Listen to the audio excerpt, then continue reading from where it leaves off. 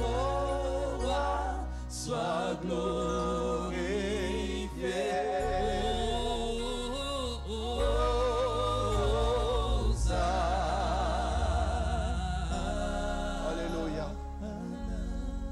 Gloire à toi, Seigneur. Gloire à toi, agneau de Dieu. Toi le véritable, toi l'incomparable. Toi celui qui vit et qui règne à jamais. D'éternité en éternité, tu es Dieu. D'éternité en éternité, tu es assis sur le trône. Ton trône de gloire, Seigneur, ne connaîtra jamais de soulèvement. Tu es assis sur un trône qui est fondé d'âge en âge, de génération en génération. Et ensemble avec ton peuple, Seigneur, nous nous prosternons devant de toi pour te rendre gloire. Nous nous prosternons devant de toi, Seigneur, pour jeter à tes pieds nos couronnes, nos titres, nos diplômes, Père, car nous ne sommes rien. Toi, tu es tout, Jésus. Tu es le seul digne de gloire, d'honneur et de louange, ô Dieu. Nous chantons ta gloire, nous célébrons ton nom, Seigneur, car tu es notre vie, ô Dieu. Tu es le centre de tout ce que nous pouvons avoir, Père, et nos regards sont tournés vers toi. Toi, notre soutien, toi, notre force, toi, notre paix. Merci pour ce temps que tu nous accordes encore dans ta présence, ô Dieu. Seigneur, combien nous avons besoin d'apprendre, combien, Seigneur, nous avons besoin de connaître Jésus. Ta parole déclare que tu connaîtras la vérité te rendra libre. Père, affranchis-nous par la connaissance de ta parole, affranchis-nous par ta vérité.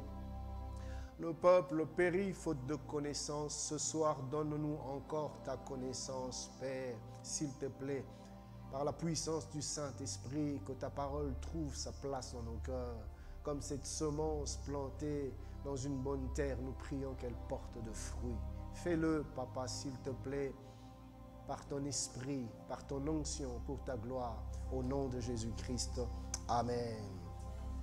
Bien-aimés dans le Seigneur, shalom, shalom, nous bénissons le Seigneur, lui qui nous accorde la grâce d'être encore ensemble ce soir, dans sa présence, dans sa maison, dans sa demeure. Rappelez-vous ce que nous avons dit la fois passée, l'église ce n'est pas un bâtiment, l'église ce n'est pas un temple fait de main d'homme, c'est le rassemblement de saints. Quand 2, 3 frères, sœurs sont ensemble, c'est déjà la maison de Dieu, c'est déjà la demeure du Dieu très haut.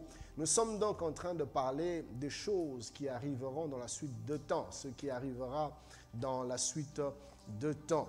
Et là, on est dans notre 3e chapitre où nous sommes en train de voir le grand départ de l'Église. Car très bientôt, nous croyons que l'Église va connaître ce que la Bible appelle l'enlèvement, son grand départ. Et le mercredi passé, c'est donc ce que nous étions en train de voir. J'ai commencé par dire que l'église qui sera enlevée, ça n'a rien à voir avec nos églises locales, ça n'a rien à voir avec nos immeubles, nos beaux temples que nous aimons. C'est cette église, corps du Christ, cette église qui est constituée de frères et sœurs en Christ dans le Seigneur, le rassemblement de ceux qui ont eu un jour à faire la connaissance profonde de Dieu par son Fils Jésus-Christ.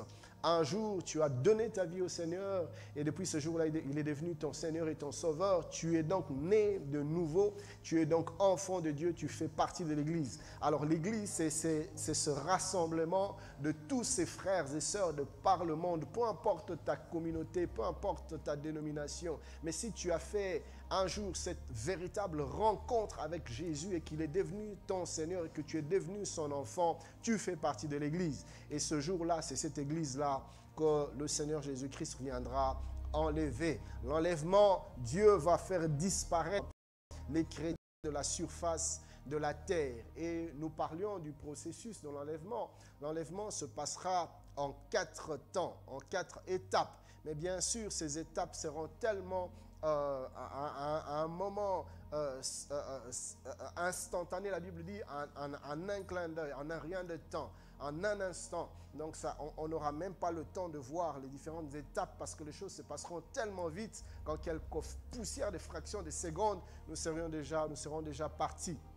Et j'avais dit que la première étape, ça sera le signal donné. La Bible parle de la voix d'un archange et du son de la trompette. Donc, Et ce son-là, cette trompette-là, ce n'est pas tout le monde qui l'entendra. Seulement ceux qui ont les oreilles circoncis, ceux qui ont rencontré Jésus-Christ, ceux qui ont en eux plutôt l'Esprit de Dieu, seuls ceux-là vont entendre le son de la trompette. Donc, d'abord, ça sera le signal du départ. La trompette va sonner, l'archange va parler, l'archange va crier. Qu'est-ce qu'il va dire? On ne sait pas, on le découvrira ce jour-là. Et puis la Bible dit que nous, les vivants, nous ne partirons pas en premier. C'est d'abord les morts en Christ qui ressusciteront. Tous ceux qui sont morts dans la foi. Pas tout le monde, pas les païens. Seuls ceux qui sont morts dans le Seigneur. Ceux qui sont morts dans la foi. Ceux-là vont revenir à la vie. Et quand la Bible parle de la résurrection des saints, ce n'est pas seulement les saints de la Nouvelle Alliance, même les saints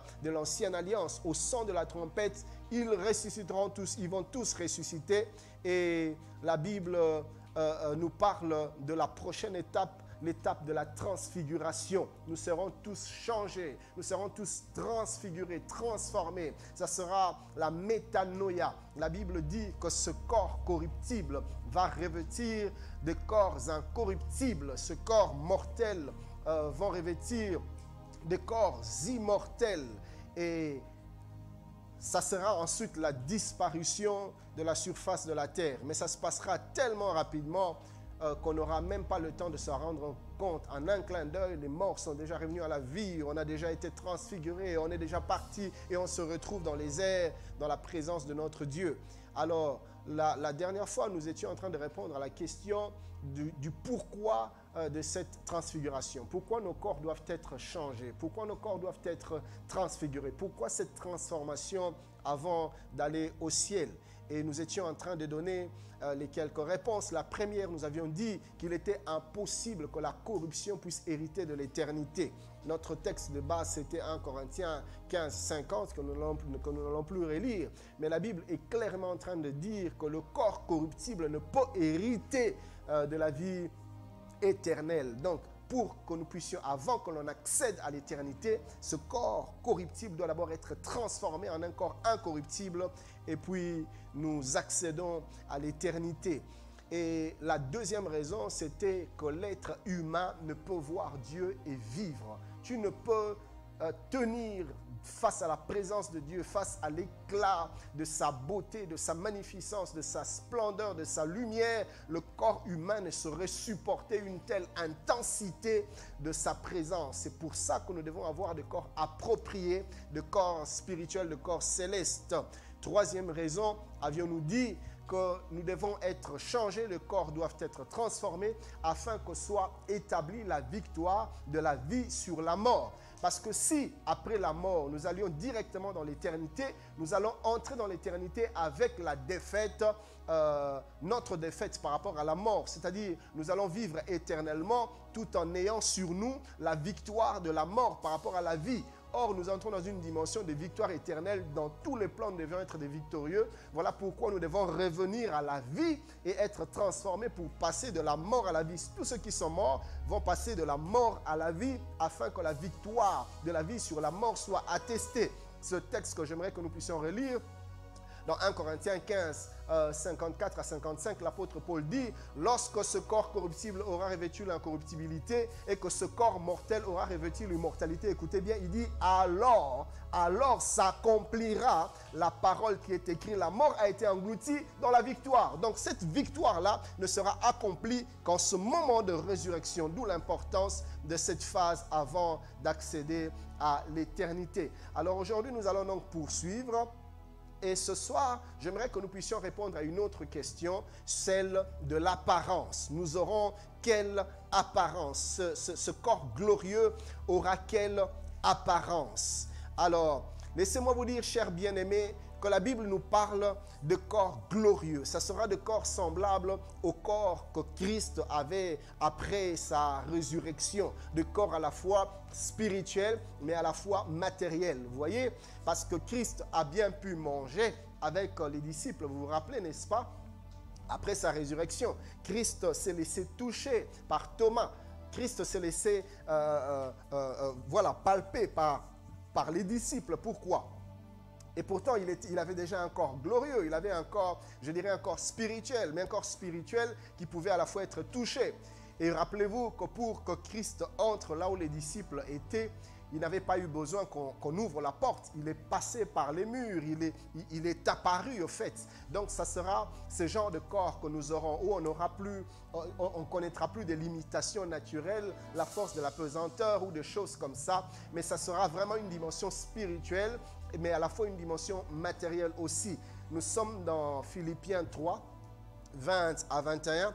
La Bible dit, mais notre cité à nous est dans les cieux, d'où nous attendons aussi comme sauveur le Seigneur Jésus-Christ, qui transformera le corps de notre humiliation en le rendant semblable au corps de sa gloire, par le pouvoir plutôt qu'il a de s'assujettir toutes choses. La version français courant dit, il transformera notre misérable corps mortel pour le rendre semblable à son corps glorieux. Donc on aura de corps semblables au corps glorieux de Jésus.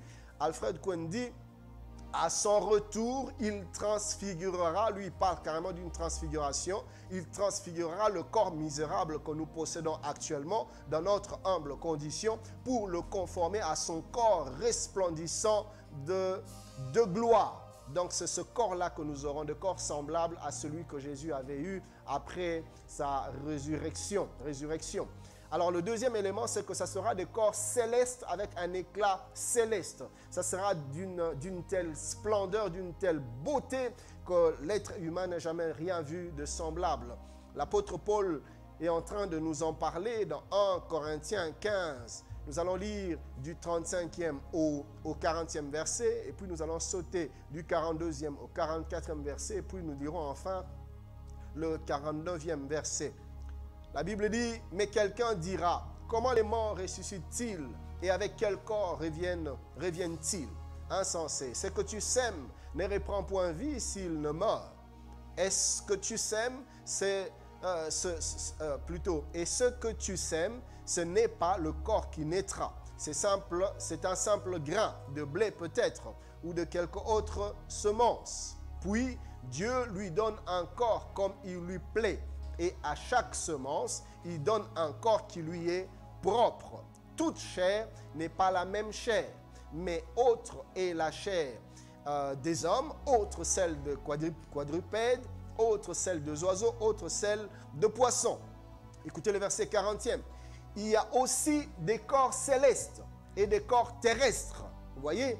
Donc nous avons des corps célestes. Alors il dit, mais autre est l'éclat des corps célestes et autre celui de corps terrestre. Ainsi en est-il de la résurrection des morts. Le corps est semé corruptible, il ressuscite incorruptible. Il est semé misérable, méprisable, il ressuscite glorieux. Il est semé infirme, il ressuscite plein de force. Donc ça sera de corps céleste, de corps glorieux, de corps plein de force. Verset 44 plutôt.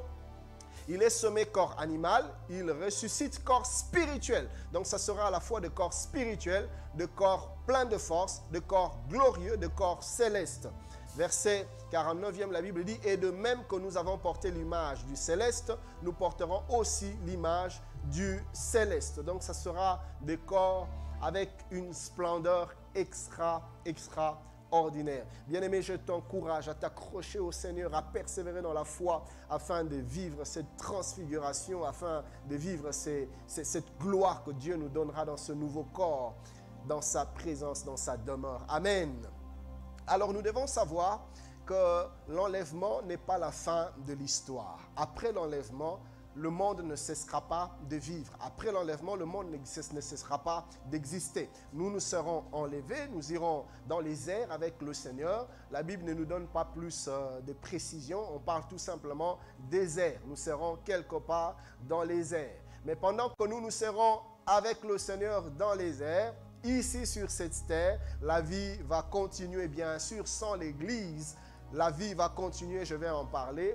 Et dans les cieux où nous serons, dans les airs où nous serons en train de vivre un certain nombre d'événements que j'aimerais vous partager. Pourquoi? Parce qu'après l'enlèvement, il y aura une série d'événements ici sur cette terre et une autre série d'événements dans les cieux. Alors je parlerai premièrement des événements qui auront lieu dans les cieux. C'est que nous allons vivre. Alors, la première chose que j'aimerais vous partager, c'est que dans les cieux, nous allons vivre ce que la Bible appelle le festin de noces de l'agneau. Nous serons ensemble avec le Seigneur pour une grande fête. Alors, l'inspiration ici, c'est un peu parti de Matthieu 25. Matthieu 25, quand la Bible parle de 10 vierges. C'est d'ailleurs notre texte de base que nous sommes en train de développer tout ce dimanche. Alors, vous avez certainement compris, parce que je l'ai expliqué, que les 10 vierges ne représentent pas l'épouse. Les 10 vierges, c'était tout simplement un peu comme des filles d'honneur qui accompagnent les mariés le jour de leur mariage.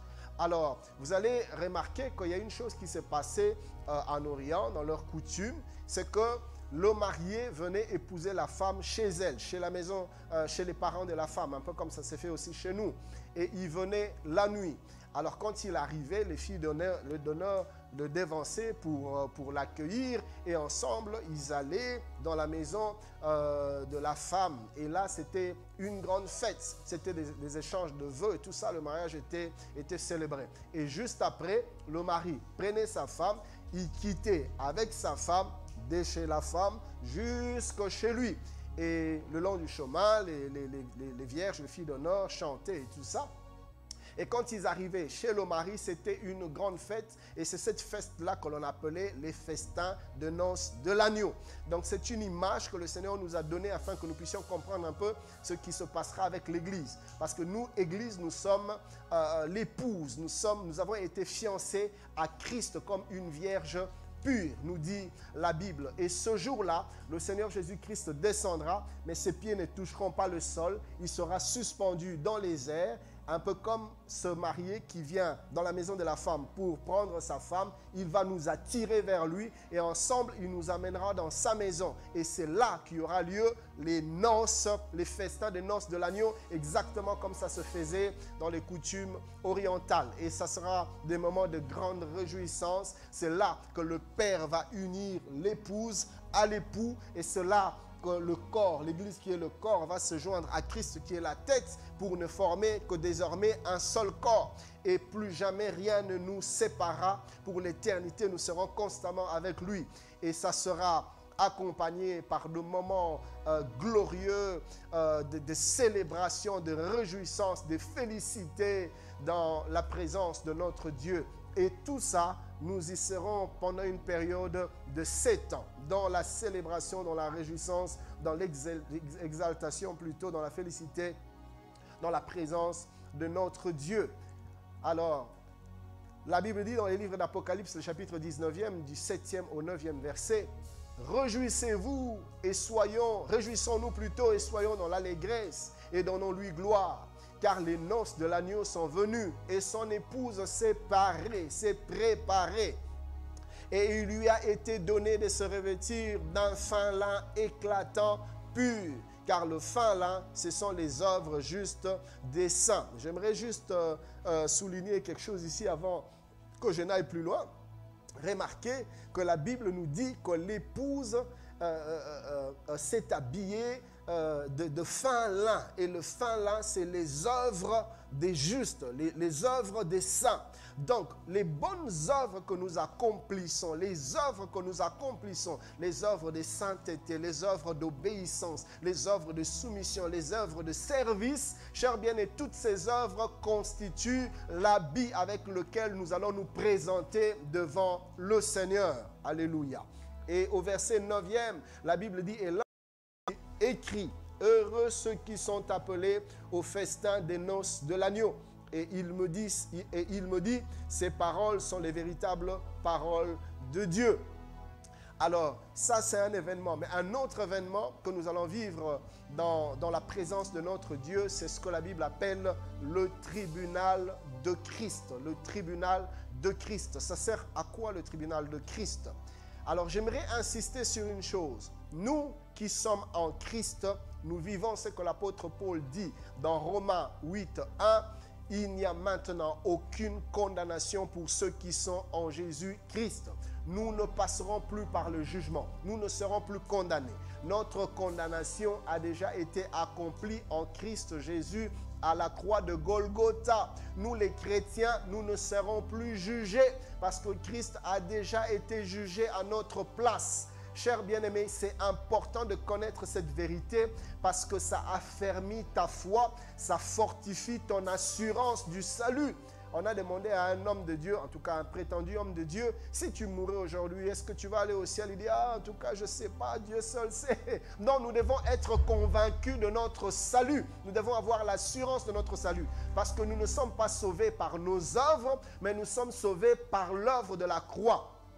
Par la foi en l'œuvre de la croix. Une fois que tu as cru, une fois que tu as donné ta vie à Jésus, tu as ouvert ton cœur et que tu l'as reçu comme ton Seigneur et ton Sauveur, cher bien-aimé, tu es sauvé et tu es sauvé pour l'éternité. Et c'est stable. Ton salut, c'est pas quelque chose qui vient et puis qui part de temps en temps. Aujourd'hui, tu es sauvé, et puis demain, tu n'es plus sauvé, et puis tu récupères ton salut, et puis tu la perds encore, et puis tu le récupères, et puis tu le perds encore. Non, non, non. Le salut est un salut permanent. Si nous avons, à moins que tu aies fait une fausse rencontre avec le Seigneur, c'est-à-dire, tu as juste imité quelqu'un, ou tu as juste fait une récitation, Seigneur Jésus, je te reçois, je te donne ma vie, mais dans ton cœur, tu n'y étais pas vraiment. Mais si c'est quelque chose que tu as expérimenté au plus profond de toi et que tu as fait une rencontre authentique avec comme résultat une vie transformée, une vie changée, cher bien-aimé, sache que le salut de Dieu t'a été accordé et rien ni personne ne peut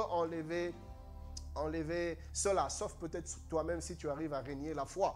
Or, tu n'as pas régné la foi. Voilà. Donc, nous ne passerons pas par le jugement parce que Jésus a déjà été jugé à notre place. Alors, de quel tribunal s'agit-il ici? Ici, c'est le tribunal de récompense. Nous serons, c'est là où il nous sera attribué les récompenses, selon que tu as été fidèle dans des choses que Dieu te demandait de faire, selon que tu as été zélé dans ton engagement, dans ton attachement, dans ton amour pour le Seigneur.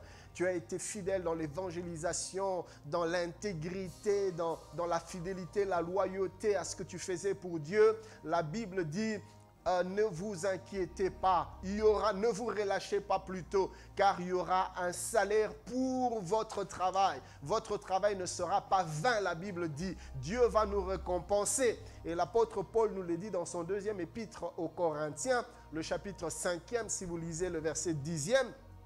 La Bible dit, car il nous faut tous comparaître devant le tribunal de Christ. Pourquoi? Afin que chacun reçoive selon le bien ou le mal qu'il aura fait étant dans son corps. Vous voyez, ici quand on dit que chacun reçoive selon le bien ou le mal, c'est par rapport à la fidélité au mandat que Dieu t'a donné, par rapport à la fidélité aux choses que tu devais faire pour le Seigneur. Vous voyez, et c'est en cela que ça consiste. Parce que nous, l'enfer pour nous, c'est une affaire qui a déjà été classée à la croix de Golgotha. Vous pourrez lire également 2 Timothée 4, 7 à 8, la Bible dit, j'ai combattu le bon combat, j'ai achevé la course, j'ai gardé la foi. Désormais, la couronne de justice m'est réservée. Paul est en train de parler de sa récompense, de cette couronne qui lui sera réservée. La Bible dit, le Seigneur, le juste juge, me le donnera dans ce jour-là. Et non seulement à moi, j'aime bien ça, non seulement à moi, mais encore à tous ceux qui auront aimé son avènement. Vous voyez, il y a des récompenses qui nous attendent, chers bien-aimés. Voilà pourquoi je nous encourage à nous investir dans l'œuvre de Dieu. Toi qui ne viens que dans la maison du Seigneur le dimanche, tu ne viens que pour écouter et puis tu pars. Tu ne t'investis pas dans l'œuvre de Dieu, tu ne fais rien dans l'œuvre de Dieu. Chers bien-aimés, nous devons travailler pour le Seigneur et nous amasser un trésor incorruptible. Nous devons investir pour le ciel. C'est bien d'investir ici-bas dans les banques humaines. Mais chers bien-aimés, nous allons laisser toutes ces choses. Nous partirons nus tels que nous sommes venus. Mais il y a quelque chose que nous pouvons apporter qui va nous attendre de l'autre côté. C'est les bonnes œuvres. Vous voyez ça? Notre fidélité, notre consécration, notre sanctification, notre soumission, notre obéissance, notre zèle, notre engagement, notre détermination. Bien-aimés, le Seigneur nous récompensera pour toutes ces choses. Et c'est de couronnes qui nous attendent de l'autre côté. Vous voyez? Et ici, je ne suis pas en train de parler des titres à l'église. Parce qu'il y en a qui pensent que pour être agréé par Dieu, il faut avoir une grosse fonction à l'église, il faut prêcher forcément au micro, ou il faut chanter à la chorale, où tu dois être vu. Ça n'a rien à voir avec ça. Cher bien-aimé, tu peux être vu des yeux des hommes, mais être ignoré de Dieu. Rappelez-vous de Samuel, il se retrouve dans la maison d'Isaïe. Il voit les frères de David, il est tenté de les oindre, vu leur carrure, leur prestance, il est tenté. Dieu dit, ce n'est pas eux que je choisis. Il y en a un autre qui est en train de paître les brebis, vous voyez. Ils étaient présents devant les hommes, on pouvait les voir, Samuel pouvait les voir, mais ils étaient absents totalement du cœur de Dieu. Et Dieu a dit à Samuel, non, pas eux. Alors ne cherchons pas à être vus par les hommes, mais cherchons à être vus par Dieu. Je voudrais qu'un jour que Dieu dise de moi ce qu'il a dit de Job. Quand il a regardé Job, il a dit à Satan, as-tu remarqué mon serviteur Job? Il y a des gens qui sont remarquables. Il y a des gens qui passent inaperçus. Il y a des gens qui aiment bien se faire remarquer devant les hommes. Frères, ça importe pas. Mais faisons-nous remarquer devant Dieu. Et si Dieu te remarque, cher bien-aimé, tu es garanti d'une récompense éternelle. Et je nous encourage à être vus des yeux de Dieu, pas des yeux des hommes.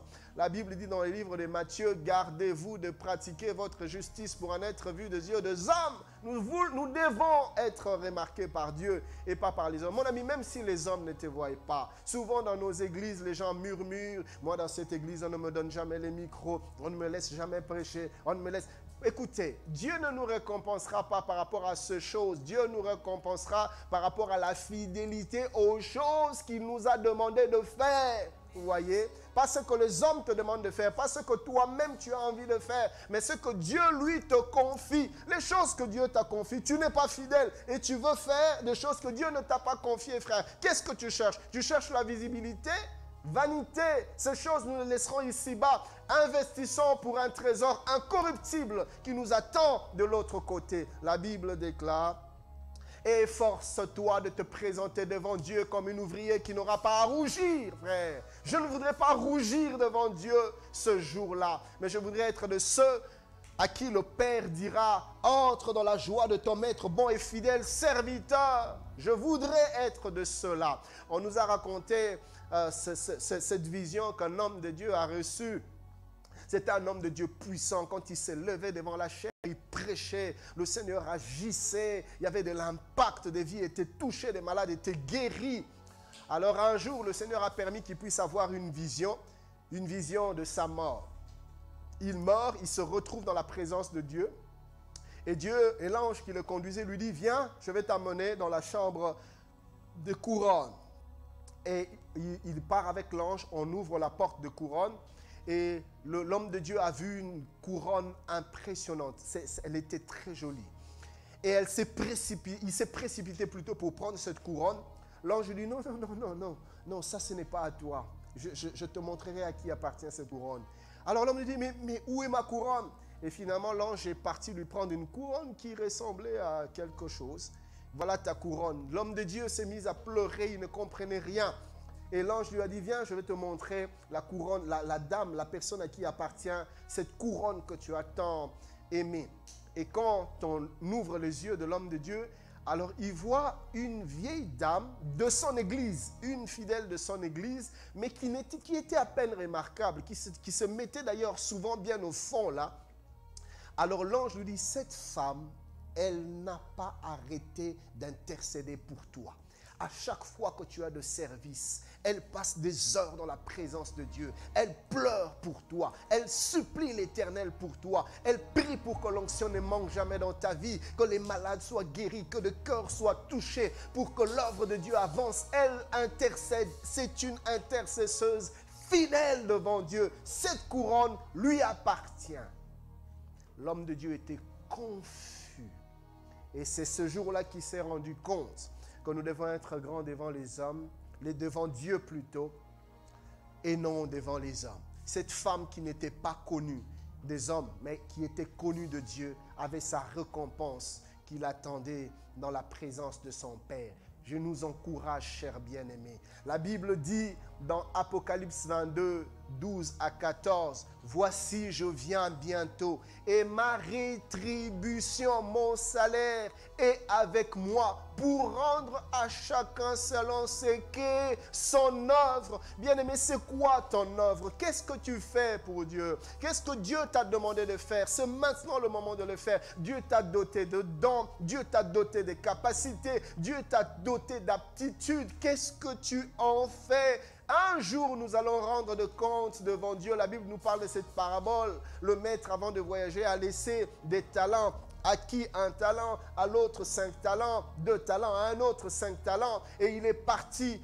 Quelque temps plus tard, il est revenu demander de compte. La Bible dit que celui qui avait 5 talents a fructifié et il a donné au maître 5 autres talents, 10 au total. Celui qui en avait 2 a fructifié, il a redonné au maître 4 talents. Et on est allé voir la personne qui avait reçu le 1 talent. Il dit, maître, moi j'ai eu peur, je savais que tu prenais là où tu n'avais pas semé. J'ai eu peur, je suis allé cacher ce talent, je n'ai pas pu. Le maître lui a dit, serviteur fidèle, tu aurais pu prendre mon bien et aller le placer dans une banque. À mon retour, j'allais récupérer mon bien avec des intérêts. Infidèle. La Bible dit que le maître a ordonné qu'on puisse lui arracher le seul talent qu'il avait et qu'on puisse donner à celui qui en avait beaucoup, en disant, on arrachera à celui qui n'a pas et on donnera à celui qui a. Bien comme ça que ça se passera. Les talents que Dieu t'a donnés, les dons, les capacités, les aptitudes, qu'est-ce que tu en fais pour les intérêts du royaume? Qu'est-ce que tu en fais pour ta communauté? Qu'est-ce que tu en fais pour ta société? Est-ce que tu sais manifester l'amour de Dieu à ceux qui sont autour de toi? Est-ce que tu sais faire du bien aux autres? Les biens que Dieu t'a donnés, est-ce que tu sais les partager? Est-ce que les autres jouissent des biens que tu as? Est-ce que les autres jouissent de tes richesses? Est-ce que les autres jouissent de ton intelligence? Est-ce que les autres jouissent de tes dons? Est-ce que ton église bénéficie de dons que tu as? Malheureusement, aujourd'hui, dès qu'un frère ou une sœur se rend compte qu'il a un don je sais pas moi, d'exhorter, il commence une église. Il a un don de prophétiser, il commence un ministère, il commence une église. Les dons doivent être au service de l'église, chers bien-aimés. C'est pour ça que Dieu nous les donne.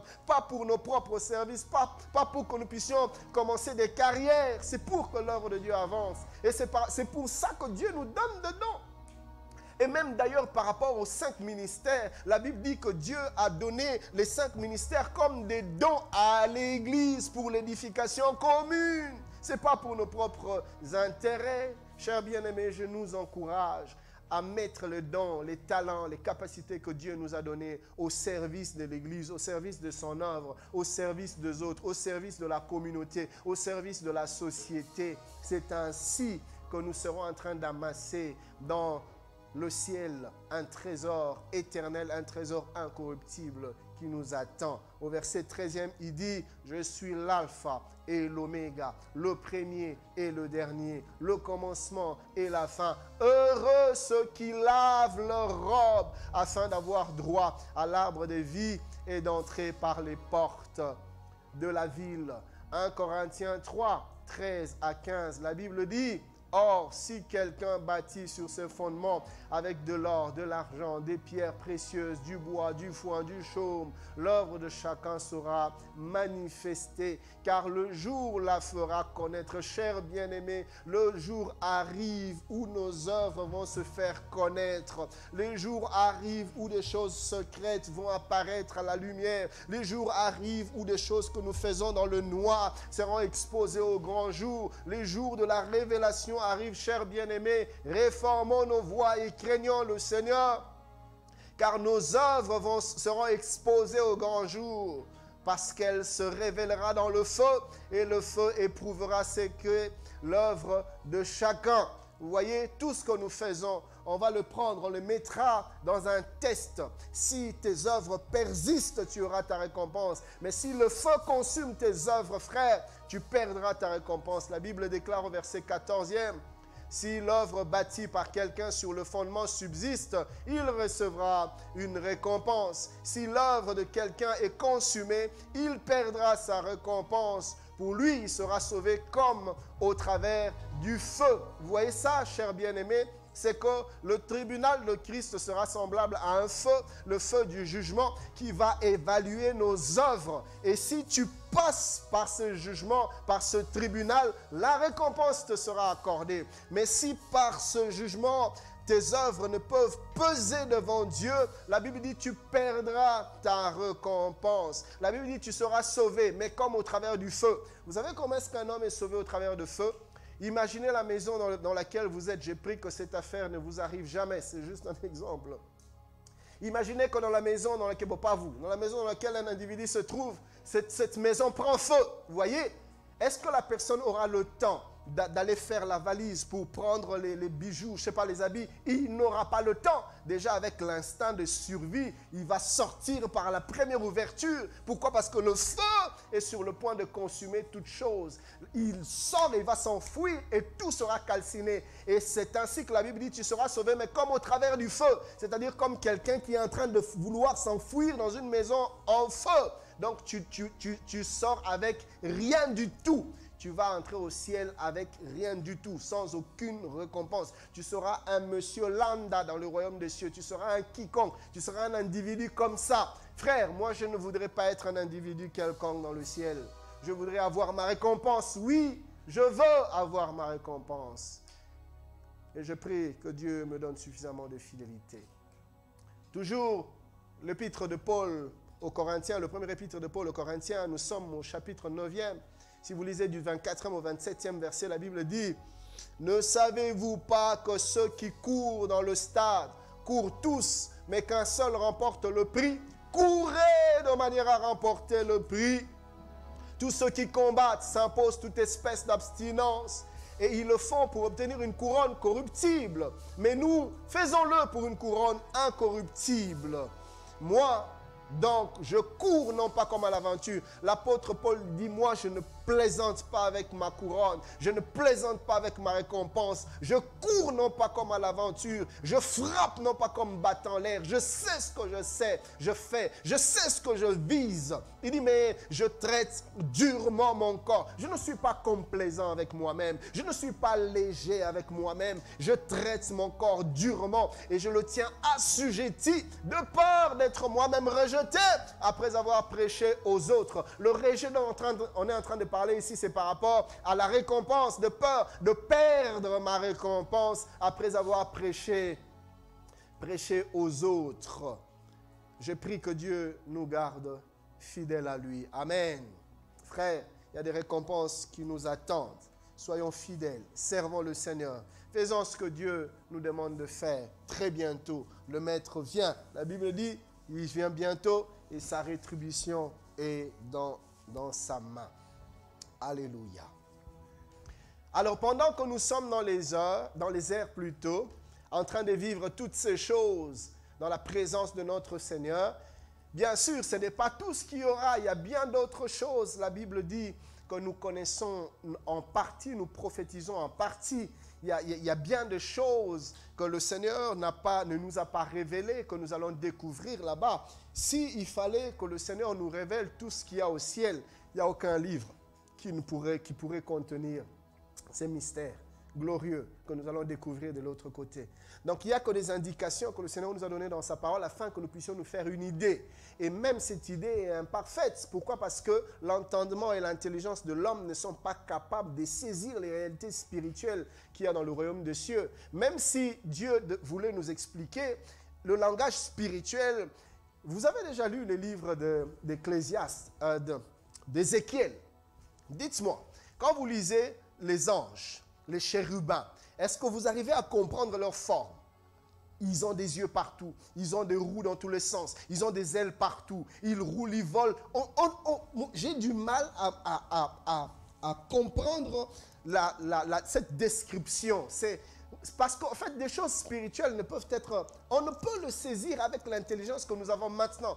Pour nous dire qu'il y a des choses que nous allons découvrir au ciel. En ce moment-là, nous serons capables de les supporter. Notre intelligence pourra le supporter en ce moment-là parce que nous aurons déjà une autre intelligence dans une autre dimension, dans un autre corps glorifié.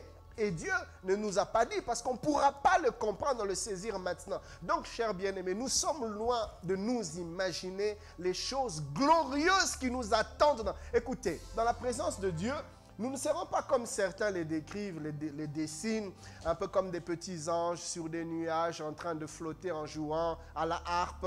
Frère, ça n'a rien à voir avec cela. Moi, j'aime comparer avec la terre dans laquelle nous sommes. Il y a bien des choses que nous aimons ici quand nous regardons la nature, la beauté de la flore, la beauté de la faune, la beauté des pierres précieuses, la beauté de tout ce que Dieu a créé qui nous fascine et qui nous réjouisse. Et même combien nous aimons être dans la joie, combien nous aimons rire, combien nous aimons nous réjouir, combien nous aimons l'allégresse. Ces choses nous font tellement de bien, mais ce ne sont que des choses à la dimension de la terre, frère. Et qu'en est-il quand on sera en train de vivre des choses à la dimension divine? Jesus, dans le royaume de notre Père, frère, tu n'as aucune idée de l'intensité, de la profondeur, de la gloire, de choses qui nous attendent de l'autre côté. Je prie Dieu qu'il te garde fidèle à lui, qu'il me garde fidèle à lui, afin que nous puissions vivre ces choses. Alléluia. Et je dis, Seigneur, viens bientôt, viens nous prendre, afin que nous puissions découvrir ces choses glorieuses. La Bible parle de choses que l'œil n'a point vues, des choses que l'oreille n'a point entendues, des choses qui ne sont pas montées dans le cœur de l'homme, des choses que Dieu a préparées pour nous, pour ses enfants. Et ces choses nous attendent. Alléluia. Gloire à Dieu. Alors, pendant qu'on sera en train de découvrir toutes ces choses glorieuses et merveilleuses dans le ciel, ici sur cette terre aussi, comme je l'ai dit, il y aura un certain nombre d'événements, de choses qui sont en train de se passer ici. Et je vais donc maintenant nous parler des choses qui vont se passer sur cette terre après que nous soyons partis, après l'enlèvement. Alors, la première chose que je vais mentionner, c'est la manifestation et le règne de l'Antichrist. La manifestation et le règne de l'Antichrist. Quand l'Église est partie, parce que comme nous l'avions lu la fois passée, ce qui empêche la manifestation de l'Antichrist, c'est la présence de l'Église. Parce que l'Antichrist sera l'incarnation du mal, de Satan qui va s'incarner en lui. Ça sera le mal à un niveau terrible. Ça sera le paroxysme du mal. Alors, puisque l'Église est présente, le mal ne peut se manifester à ce niveau-là, parce que l'Église demeure celle de la terre, lumière du monde. Donc, aussi longtemps que nous sommes là, le mal ne peut atteindre. Même quand, en ce temps de la fin, nous voyons le mal en train de croître, le mal ne peut pas atteindre le summum, parce que l'Église, l'Esprit de Dieu au travers de l'Église est encore présent. L'Église est encore là.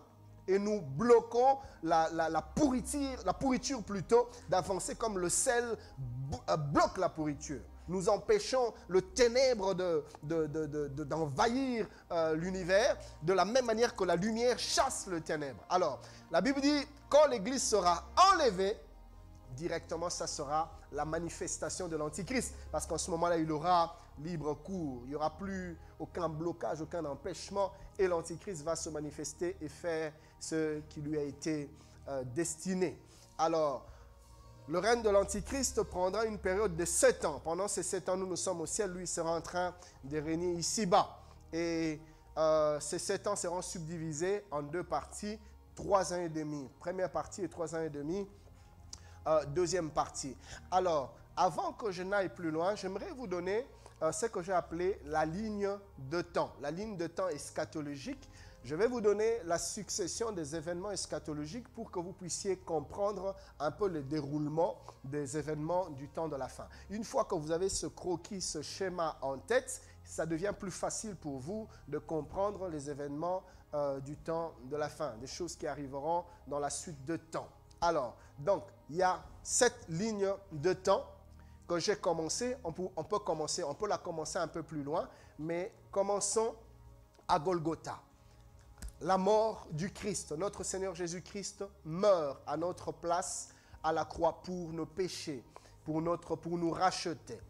Et 3 jours plus tard, il revient à la vie parce que la mort ne pouvait le retenir. 3 jours plus tard.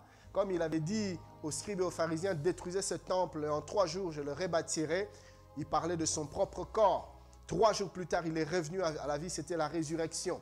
Et il dit aux apôtres, pendant qu'il les visitait, parce qu'après sa résurrection, pendant 40 jours, il s'est révélé aux hommes à qui il parlait et aux disciples. Et il leur dit, allez vous cacher quelque part et attendez jusqu'à ce que le Saint-Esprit descende. Attendez 50 jours.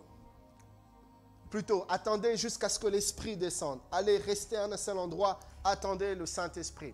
Alors, déjà que pendant 40 jours, quand il est parti, on peut voir qu'à peu près 10 jours après son ascension, c'était le 50e jour, c'était la Pentecôte. Parce que 50 jours, c'est tombé à la fête de Pentecôte. 50 jours après la Pâque, c'était la Pentecôte, la fête des Pentecôtes. Du reste, Pentecôte, du grec 50. Donc 50 jours plus tard, c'était la Pentecôte, le Saint-Esprit est descendu. La Bible dit sous forme de langue de feu sur les disciples. Ils étaient au nombre de 120 et ils se mirent à parler en d'autres langues. Et ce jour-là, c'était la naissance de l'Église. L'Église, le corps du Christ, celui que l'on appelle l'épouse du Seigneur, est né ce jour-là. L'Église est née. Et depuis ce jour-là, c'est l'existence de l'Église ici-bas. L'Église a connu plusieurs périodes, plusieurs âges, plusieurs phases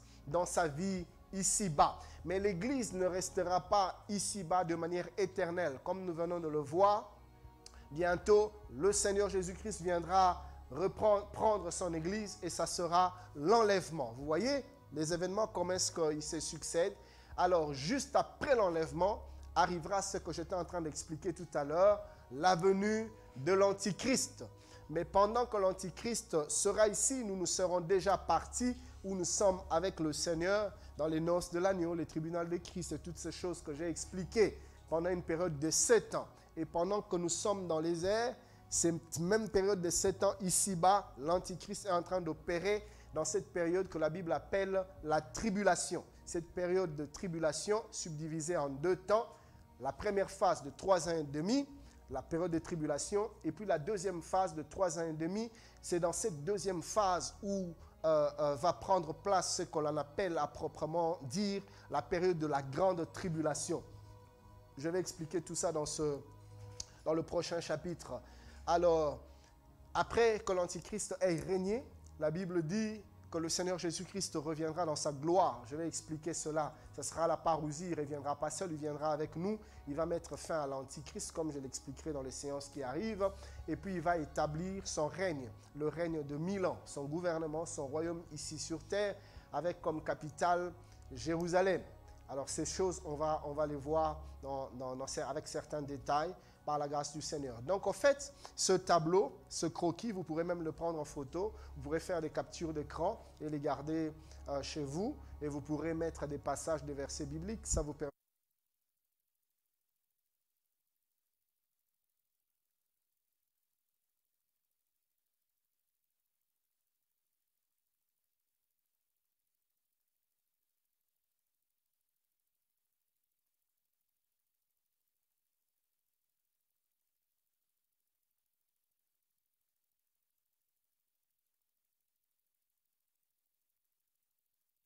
Chapitre que nous allons parler des événements qui auront lieu ici-bas pendant que nous sommes dans les airs.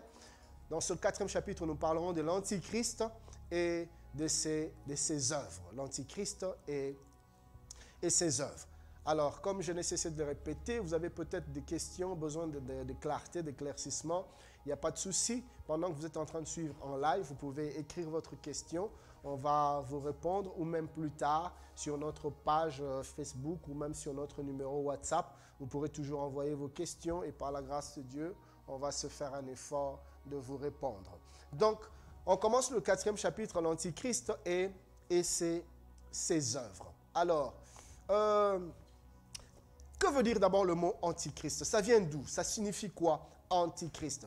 Alors vous allez remarquer une chose, dans nos Bibles en français, on ne parle pas de l'antichrist, particulièrement Louis II. Louis II, lui, ne parle pas de l'antichrist. Louis II parle de l'antéchrist. Est-ce une autre personne? Non. Que ce soit antichrist ou antéchrist, c'est exactement la même personne.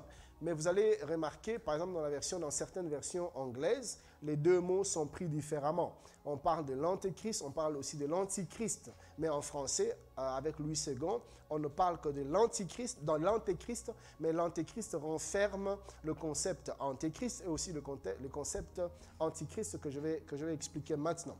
Alors, antichrist veut tout simplement dire celui qui s'oppose, anti, le préfixe anti, c'est celui qui s'oppose à Christ.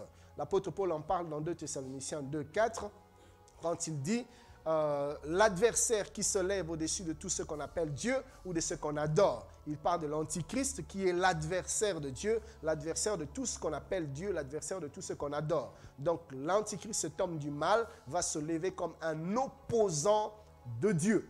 Et le concept antéchrist avec le préfixe anté qui a donné antérieur, avant, antéchrist comme pour dire celui qui viendra avant Christ. Et si vous lisez la Bible, le Seigneur Jésus-Christ nous en parle dans Matthieu 24. Si vous lisez 23 à 26, il dit « Si quelqu'un vous dit alors le Christ est ici ou il est là, ne le croyez pas.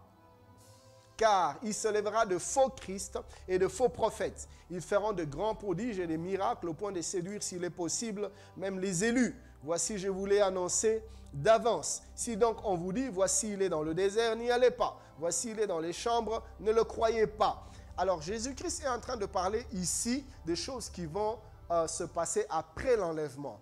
Pourquoi? Parce que l'Antichrist se lèvera et il se nommera, il s'autoproclamera lui-même Christ. Et Jésus est en train de dire aux Juifs qui seront restés, parce que comme vous le savez, les Juifs n'ont jamais cru en Jésus, sauf peut-être une minorité, mais la plupart des Juifs ne croient pas que Christ, Jésus, c'était le Christ.